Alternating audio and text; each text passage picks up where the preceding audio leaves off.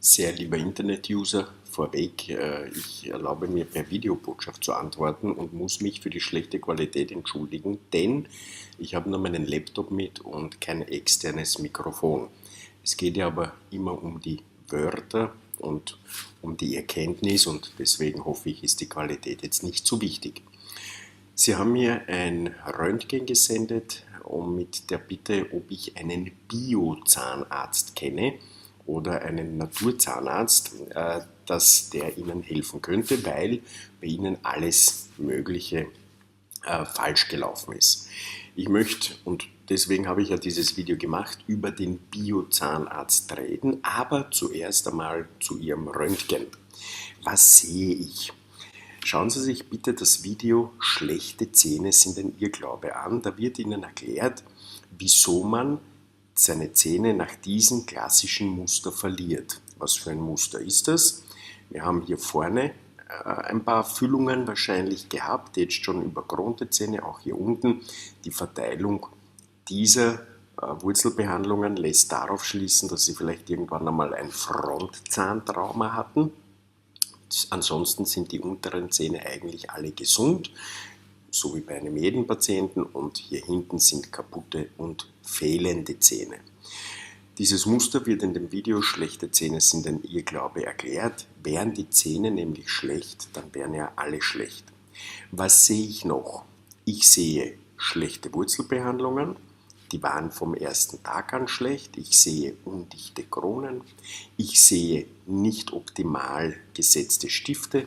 Dazu gibt es das Video Stiftzähne. Ich werde Ihnen dann unterhalb des Videos, wenn Sie auf mehr Anzeigen klicken, werde ich Ihnen alle Videos einblenden, die Ihnen Ihre Zahnsituation erklären. Ich sehe mit einem Wort, da wurde nie mit Liebe gearbeitet. Kein Konzept, keine Erklärungen. Und alles, was ich Ihnen hier jetzt sage, das ist nicht auf meinem Mist gewachsen, sondern zum Beispiel, dass man bei Wurzelbehandlungen mit einem Kofferdamm arbeitet. Das weiß man seit fast 100 Jahren. Den Kofferdamm gibt es seit dem 18. Jahrhundert. Dass man, wie man Stifte am optimalsten macht, die Biomechanik, das weiß man auch schon sehr lange. Dass man Kronen, wie man die gestalten soll, nicht überstehend, nicht verblockt, auch das weiß man sehr lange. Das sind also Dinge, die sind Jahrzehnte, teilweise Jahrhunderte alt, wieso es nicht gemacht wird, weil solange der Profiteur profitiert, ändert er das System nicht. Daher kommt dieser Satz: Noch nie hat sich ein Kaiser selber abgesetzt. Sprich, der Ärzte oder der Arzt wird, solange er mit nicht optimaler Arbeit durchkommt, nichts ändern, erst wenn der Mensch, der Patient, das einfordert. Das ist auch in der Politik so, das ist überall so. Das ist also nicht nur ein Dahingefratschel, sondern genau deswegen so ein Video. Das Video dient nämlich nicht, dass ich jetzt böse auf jemanden zeige, sondern das Video dient dazu, dass wir Menschen bewusster werden, das Volk bewusster wird, weil nur so werden wir Dinge ändern können. Nun zu dem Bio-Zahnarzt. Das ist ein Verkaufsgag. Wie meine ich das? Alle Materialien, die der Mediziner oder generell, die wir am Menschen verwenden, müssen einem strengen, unter Anführungszeichen streng, ich erkläre gleich die Anführungszeichen, müssen einem Auswahlverfahren unterliegen. Das heißt, es geht nicht, dass ich als Arzt hergehe und sage, da habe ich was, das habe ich ausgebändelt, das habe ich ausgetestet, das habe ich nach der Mondphase gesammelt und jetzt verwende ich das am Menschen. Das geht so nicht, dann kann ich verurteilt werden, dann bekomme ich Probleme.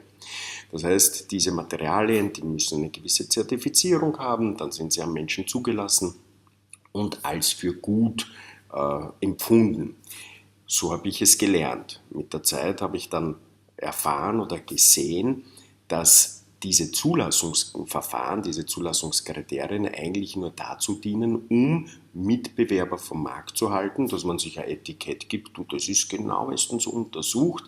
Die Wahrheit ist häufig eine ganz andere. Es ist häufig gar nichts untersucht, weil man Geld spart, weil man versucht, hier optimierter zu sein, zu bescheißen letztendlich. Wenn Sie eingeben die Cholesterinlüge, der große Bluff, wenn Sie eingeben Kiefergelenk, es gibt zigtausende Beispiele, wo die Medizin einen Weg geht, dass sie die Menschen als Versuchskaninchen verwendet. Das fühlen auch die Menschen und deswegen sind sie von der Schulmedizin so müde und suchen dann Alternativen. Sie wissen aber nicht, dass sie den Teufel mit dem Beelzebub ausjagen, weil die Alternativmedizin oder so wie sie sich nennt, dieses Ganze mit Auspendeln und Versuchen, das ist eine Antwort, dass man Menschen, die von einem Markt gesättigt sind, von der Schulmedizin, abzuholen, um wieder mit ihnen Geld zu machen. Ich habe ein Video gemacht, das nennt sich evidenzbasierte Medizin. Ich glaube, dass ich in dem Video dort genau erkläre, wie eigentlich Dinge ablaufen sollten oder wie man es gelernt hat oder wie man sich unter Wissenschaftlern geeinigt hat. Sprich, Materialien oder Dinge, die am Menschen eingesetzt werden, die sollten einem speziellen Verfahren unterliegen, Multicenter, Placebo kontrolliert, doppelblind kontrolliert. Das heißt, das sind so Schlagwörter für die Verfahren, die man anwendet, bevor man dann einen Wirkstoff oder eine Behandlung am Menschen zulässt. Und das sollte nach diesen Verfahren ablaufen und erst wenn es sich da bewährt, dass es gut ist, erst dann sollte es am Patienten eingesetzt werden und nicht vorher und nicht nachher. Und das ist bei den, Sie können sich vorstellen, wenn die Schulmedizin schon sich so eine seriöse Etikette gibt und in Wahrheit dann aber Dinge unter den Tisch fallen lässt, na, wie wird es dann wohl sein bei Alternativprodukten, die also versuchen, hier auch auf den Markt zu kommen und die dann eben Nischen probieren. Ich habe so ein Video gemacht, die Kinesiologie.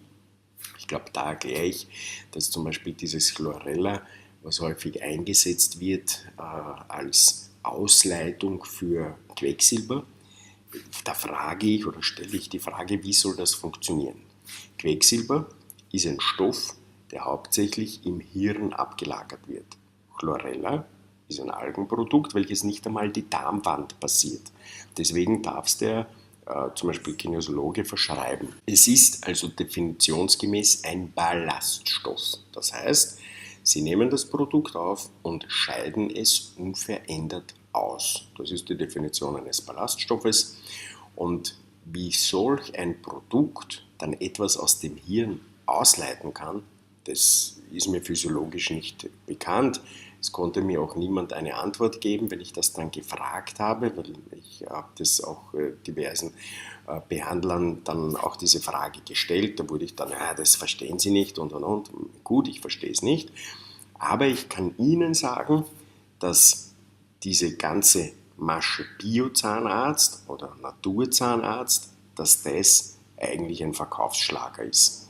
Denn was soll als Naturzahnarzt, was soll das überhaupt bedeuten? Bedeutet das, dass ich mir meine Wurzelbehandlungsinstrumente mit Salbeilöl reinige oder bedeutet das, dass ich meine chirurgischen Instrumente, die ich sterilisieren muss und die einem genauen Protokoll unterliegen müssen, dass ich die mit Kamillentee reinige?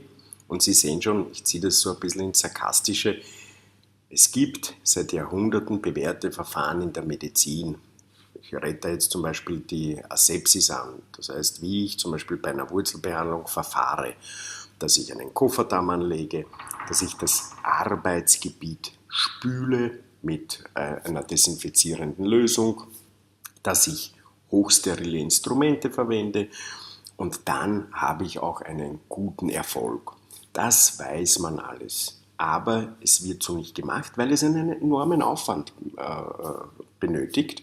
Das heißt, ich brauche genaue Hygieneprotokolle, Sterilisationsprotokolle, ich muss eine Assistentin abstellen, die das macht, ich muss sie schulen. Das alles kostet Zeit und Geld.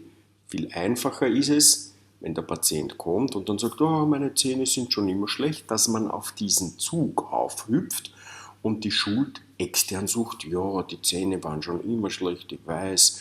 Und ja, die Schulmedizin, sowas Böses und ich habe da jetzt ein Naturprodukt und das wird Ihnen sicher helfen. Und wieder den Patienten abzockt. Was Sie brauchen, ist einen Zahnarzt, der Sie über all diese Zusammenhänge aufklärt. Verzweifeln Sie nicht oder seien Sie nicht traurig, denn das, was Sie mit den Zähnen durchmachen, das habe ich zigmal schon erlebt mit Herz, Niere, Leber, also Dingen, die man nicht so einfach korrigieren kann. Suchen Sie sich dann einen Zahnarzt, der Ihnen das eben mit Liebe saniert, und vergessen Sie das Zahnthema. Geben Sie aber die Informationen weiter, weil so werden wir alle bewusster und so kann man zum Beispiel das Zahnleid beenden. Wie gesagt, unten noch einmal alle Videos eingeblendet, die Ihnen bei der Zahnsanierung weiterhelfen können. Alles Liebe!